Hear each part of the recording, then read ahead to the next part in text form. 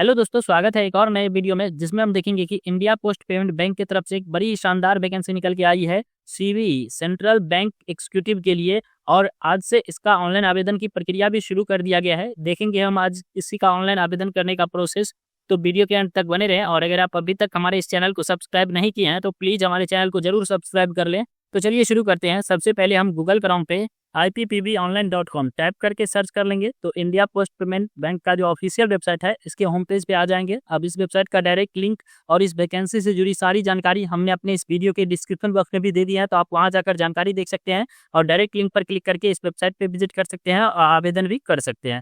इस वेबसाइट के home page पे आते हैं और स्क्रॉल करके नीचे आते हैं तो यहाँ देखिए कि अनाउंसमेंट वाले कॉलम में यहाँ फर्स्ट नंबर पे ही रिक्वायरमेंट, यहाँ देखिए कि फर्स्ट नंबर पे ही रिक्वायरमेंट शो होगा। यहाँ अभी कैरियर पे क्लिक करते हैं तब यहाँ पे आपका requirement of 51 circle best executive, यहाँ इस पे क्लिक करेंगे। इस पे क्लिक कर देते हैं तो यहाँ पे requirement of 51 circle best executive on contact basics, यहाँ जो है सो कुछ इस प्रकार से न्यू का लिंक शो हो रहा है।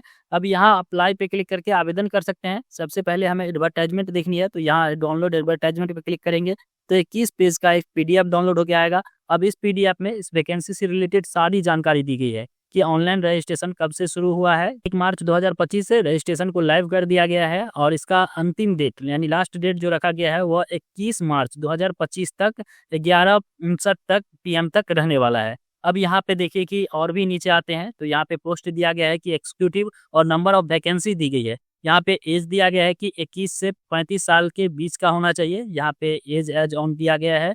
और यहाँ पे वैकेंसी रिजर्व बाय में यहाँ पे देखिए कि टोटल कितने का कौन से कैटेगरी में कितना वैकेंसी है यहाँ पे बताई गई है। और यहाँ पे सर्कल वाइज वैकेंसी दी गई है कि कौन से सर्कल में कितना वैकेंसी है, यहाँ पे आप देख पाएंगे।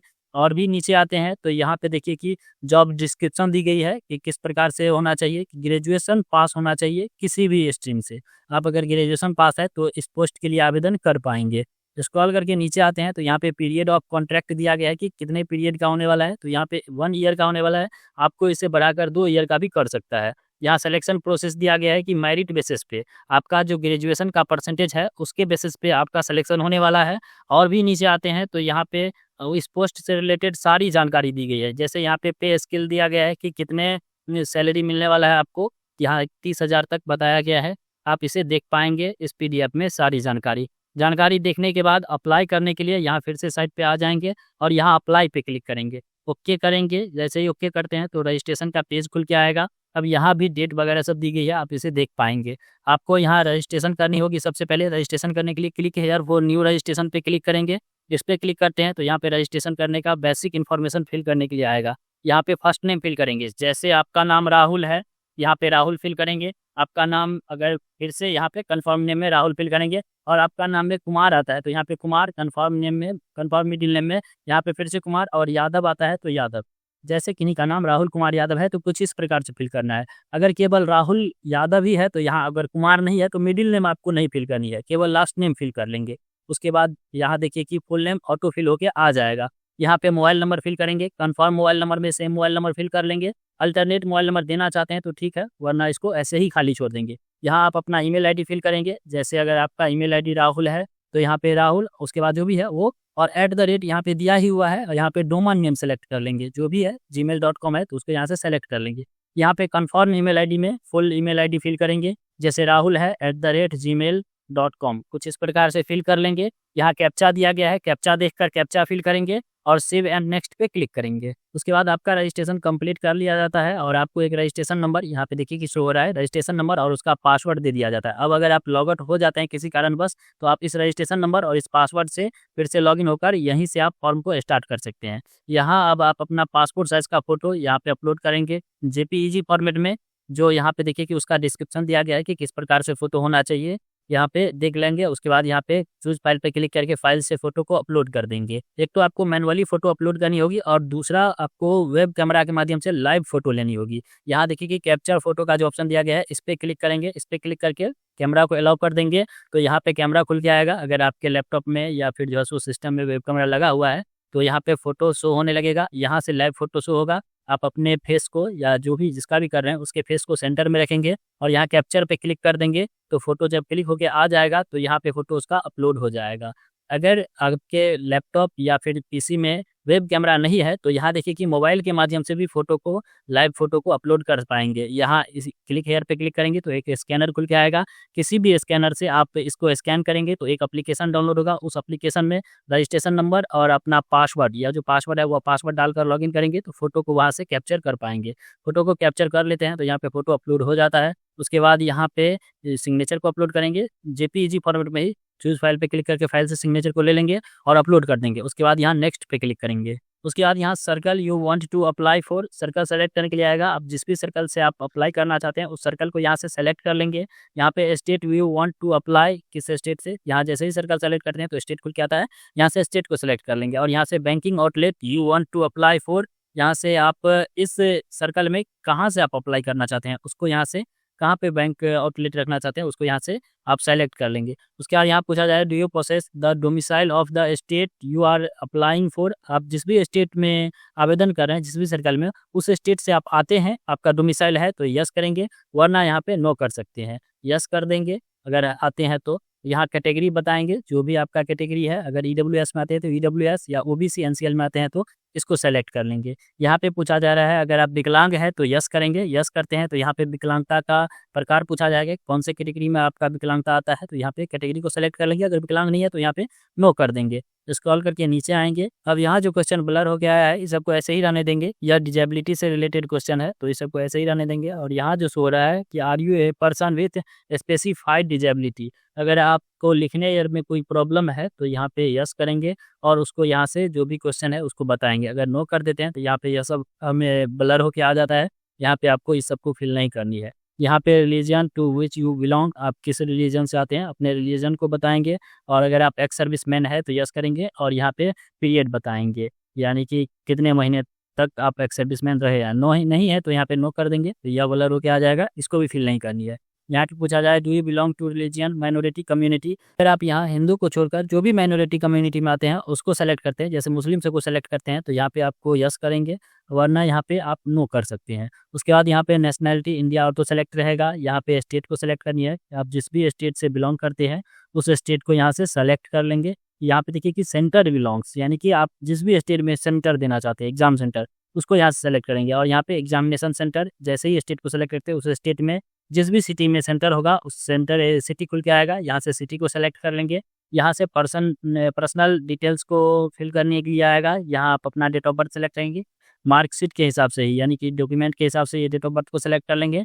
यहाँ पे एज कंप्लीटेड, ये जो डेट दिया गया है इसके हिसाब से एज खुल के आ जाएगा जैसे ही डेट ऑफ बर्थ को सेलेक्ट करते हैं। यहाँ से जेंडर को बताएंगे। यहाँ पूछा जाए do you have twin brother या सिस्टर, अगर आप जुड़वा भाई बहन है तो यहाँ पे यस करेंगे और उसका डिटेल्स वो जेंडर मेल है या फीमेल है जो भी है और उसका नेम यहाँ पे फिल करेंगे। अगर नहीं है तो यहाँ पे ये ब्लर हो जाएगा, नो कर देते हैं तो ये सब फिल करने के लिए नहीं आएगा। यहाँ से मैरिटल स्टेटस को बताएंगे, अगर आप अनमैरिड है तो अनमैरिड, मैरिड है तो मैरिड। यहाँ पर अगर मैरिड को सेलेक्ट कर देते हैं तो यहाँ पे आपको स्पाउस नेम फिल करना होगा, पति या पत्नी का नेम। अगर आप अनमैरिड है तो यहाँ पे फादर नेम और मदर नेम फिल कर लेंगे। और उसके बाद यहाँ पे आप अपना एड्रेस, कोरस्पोंडेंस एड्रेस, यहाँ पे विलेज, यहाँ पोस्ट और यहाँ पीएस करके फिल करेंगे। यहाँ डिस्ट्रिक्ट फिल कर लेंगे और यहाँ आप अपने स्टेट को सेलेक्ट कर लेंगे। यहाँ अपने एरिया का पिन कोड फिल करेंगे। अगर आपका कोरस्पोंडेंस एड्रेस और परमानेंट एड्रेस दोनों सेम है तो यहाँ पे इसको टिक करेंगे। तो यहाँ जो एड्रेस फिल किया है वही के हिसाब से यहाँ पे एड्रेस भी फिल होके आ जाएगा। उसके बाद यहाँ पे choose the address for GST invoicing, यहाँ पे आप परमानेंट एड्रेस या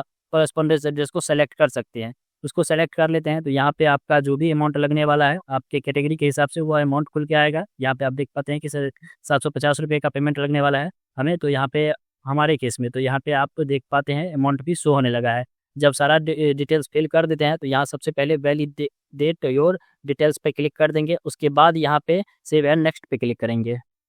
उसके बाद यहाँ क्वालिफिकेशन, एक्सपीरियंस और लैंग्वेज वाले कॉलम में आ जाते हैं। अब यहाँ सबसे पहले आपको क्वालिफिकेशन बतानी होगी। सबसे पहले यहाँ पे ग्रेजुएशन का डिटेल्स फिल करेंगे। यहाँ पे आपके ग्रेजुएशन में कौन सा स्ट्रीम था, यहाँ art, commerce, science, agriculture, management, engineering या अदर का भी ऑप्शन दिया गया है, आप यहाँ से सेलेक्ट कर पाएंगे। उसके बाद यहाँ पे मोड ऑफ कंप्लीशन, अगर रेगुलर या फुल टाइम मोड से थे तो इसको सेलेक्ट कर लेंगे और यहाँ पे आप अपने इंस्टीट्यूट या यूनिवर्सिटी का नेम फिल करेंगे, जिस भी यूनिवर्सिटी से थे उस यूनिवर्सिटी का नेम फिल कर लेंगे। यहाँ से पासिंग डेट को सेलेक्ट करेंगे, जो भी पासिंग डेट है वो आपके मार्कशीट या सर्टिफिकेट के सबसे नीचे में होता है, तो उसको देखकर यहाँ से आप सेलेक्ट कर लेंगे। यहाँ पे मार्क ऑफ परसेंटेज को फिल करेंगे, आपका जो भी ग्रेजुएशन में मार्क आया है मार्क का परसेंटेज निकाल लेंगे और यहाँ पे उसको फिल कर लेंगे। यहाँ से ग्रेड को बताएंगे, जो भी क्लास था आपका, फर्स्ट क्लास था या सेकेंड या पास था, तो उसको यहाँ से सेलेक्ट कर लेंगे। अगर आप पोस्ट ग्रेजुएशन किए हुए हैं तो यहाँ पे पोस्ट ग्रेजुएशन का डिटेल्स भी कुछ इसी प्रकार से फिल कर लेनी है। अगर प्रोफेशनल क्वालिफिकेशन है आपका तो यहाँ से प्रोफेशनल क्वालिफिकेशन या कोई अदर क्वालिफिकेशन है तो उसको यहाँ से फिल कर लेंगे। उसके बाद यहाँ पे आपको एक्सपीरियंस, अगर आपके पास कोई एक्सपीरियंस है तो यहाँ पे बताएंगे, वरना इसको ऐसे ही खाली छोड़ देंगे। यहाँ पे लैंग्वेज नोन, आपको जो भी लैंग्वेज आता है, हिंदी आता है तो यहाँ पे हिंदी फिल करेंगे और आपको हिंदी में रीड, राइट और स्पीक जो भी है उसको यहाँ से सेलेक्ट कर लेंगे। उसके बाद यहाँ पे इंग्लिश आता है तो यहाँ पे इंग्लिश को फिल कर लेंगे और यहाँ पे सबको टिक कर देंगे। अगर रीड और राइट और स्पीक तीनों आता है तो यहाँ पे तीनों को टिक करेंगे। अगर केवल आपको रीड स्पीक ही आता है, राइट नहीं आता है, तो यहाँ पे आप राइट को अनटिक कर सकते हैं। कुछ इस प्रकार से सेलेक्ट कर लेंगे। अगर दूसरा भी लैंग्वेज आता है तो यहाँ पे उसको फिल करके आप इसको टिक कर सकते हैं। उसके बाद जब सारा डिटेल्स फिल कर लेते हैं तो यहाँ पे वैलिडेट योर डिटेल्स पे क्लिक कर देंगे। जब डिटेल्स वैलिडेट हो जाता है उसके बाद यहाँ सेव एंड नेक्स्ट पे क्लिक करेंगे। अब यहाँ पे प्रीव्यू में सारा डिटेल्स खुल के आएगा, एक एक डिटेल्स को चेक करेंगे। अगर आपको इसमें कुछ भी गड़बड़ लग रहा है तो यहाँ स्क्रॉल करके नीचे आएंगे और बैक पे क्लिक करके उसको ठीक कर लेंगे। अगर सब कुछ ठीक है तो नीचे आ जाएंगे और यहाँ डिक्लेरेशन को, आई एग्री को टिक कर देंगे और यहाँ कंप्लीट रजिस्ट्रेशन पे क्लिक करेंगे। यहाँ ओके करेंगे, फिर से ओके करेंगे तो आपका रजिस्ट्रेशन कंप्लीट हो जाएगा। अब यहाँ देखिए कि आपको यहाँ पे आप अपना थंब यानी कि लेफ्ट हैंड का थंब जो है किसी भी व्हाइट पेपर पर अपने लेफ्ट थंब का इंप्रेशन ले लेंगे और उसे स्कैन करके यहाँ पे अपलोड कर देंगे। यहाँ देखिए कि गाइडलाइन दिया गया है, इस पर क्लिक करेंगे तो यहाँ पे 2 पेज का एक गाइडलाइन डाउनलोड होकर आएगा कि किस प्रकार से आपको डॉक्यूमेंट अपलोड करनी है। यहाँ पे फोटोग्राफ का यहाँ पे दिया गया है कि किस प्रकार से फोटोग्राफ होना चाहिए। और यहाँ दूसरे पेज पे आते हैं तो यहाँ देखिए कि थंब इम्प्रेशन का कुछ इस प्रकार से डिक्लेरेशन दिया गया है कि आप इस प्रकार से थंब इम्प्रेशन को जेपीईजी फॉर्मेट में ही 20 KB से 10 KB के बीच के होना चाहिए, यहाँ पे उसको अपलोड कर देंगे। उसके बाद यहाँ पे हैंड डिक्लेरेशन को अपलोड करेंगे। हैंड डिक्लेरेशन जो होना चाहिए वो आप नोटिफिकेशन वाले 90 पेज पे आते हैं, यहाँ पे देख पाते हैं कि 90 पेज पे चौथे नंबर पे कॉलम में यहाँ पे दिया गया है आई के बाद आप अपना यहाँ पे नेम फिल करेंगे। उसके बाद यहाँ हेयर बाय डिक्लेयर यहाँ तक आपको फिल करनी है, यानी कि यहाँ से यहाँ तक आपको फिल कर लेनी है। यहाँ इस पे से यहाँ तक फिल कर लेंगे, यहाँ आप अपना नेम फिल करके उसके बाद यहाँ पे अपलोड कर देंगे। ये भी आपको एक वाइट पेपर पे ही लिखकर यहाँ पे अपने हाथ से जो भी एप्लीकेंट है वो खुद लिखेंगे, उसके बाद यहाँ पे उसको अपलोड कर देंगे। उसके बाद यहाँ पे आप अपना एक रिज्यूम अपलोड करेंगे, जो भी आपका रिज्यूम है जिसमें सारा डिटेल्स आपका क्वालिफिकेशन वगैरह सब होना चाहिए, वह रिज्यूम यहाँ पे अपना अपलोड कर देंगे। यहाँ पे सिक्योरिटी क्वेश्चन दिया गया है, यहाँ कैप्चा फिल करके यहाँ सेव एंड नेक्स्ट पे क्लिक करेंगे। लास्ट में यहाँ पेमेंट पेज खुल के आएगा। यहाँ पे देखिए कि अमाउंट शो हो रहा है, जो भी पेमेंट कटने वाला है आपका वो यहाँ पे अमाउंट शो होगा। यहाँ कैप्चा देखकर कैप्चा फिल कर लेंगे और सबमिट पे क्लिक करेंगे। यहाँ ओके करेंगे, ओके कर देते हैं तो यहाँ पे पेमेंट गेटवे खुल के आएगा। यहाँ जो भी पेमेंट गेटवे से आप पेमेंट करना चाहते हैं उस पेमेंट गेटवे को यहाँ से सेलेक्ट कर लेंगे। जैसे सबसे आसान है यहाँ पे QR कोड, हम यहाँ QR कोड को सेलेक्ट कर लिए और यहाँ मेक पेमेंट पे क्लिक करेंगे। उसके बाद यहाँ प्रोसीड विथ पेमेंट पे क्लिक करेंगे तो यहाँ पे देखिए कि क्लिक हेयर टू स्कैन, यहाँ इस पे क्लिक कर देंगे तो QR कोड खुल के आ जाएगा। अब इस QR कोड को स्कैन करके पे करेंगे। जैसे ही पेमेंट सक्सेस हो जाता है तो एक प्रिंट स्लिप जनरेट होगा, उस प्रिंट स्लिप का प्रिंट निकाल कर रख लेंगे। तो दोस्तों इस प्रकार हम देखें कि इंडिया पोस्ट पेमेंट बैंक में CBE circle based executive vacancy में ऑनलाइन एप्लीकेशन फॉर्म कैसे भरें। अगर आपको यह वीडियो अच्छा लगा तो प्लीज़ लाइक करें और इससे भी अच्छा वीडियो लेकर आते हैं हम अपने इस चैनल पर, तो प्लीज़ हमारे चैनल को जरूर सब्सक्राइब कर लें।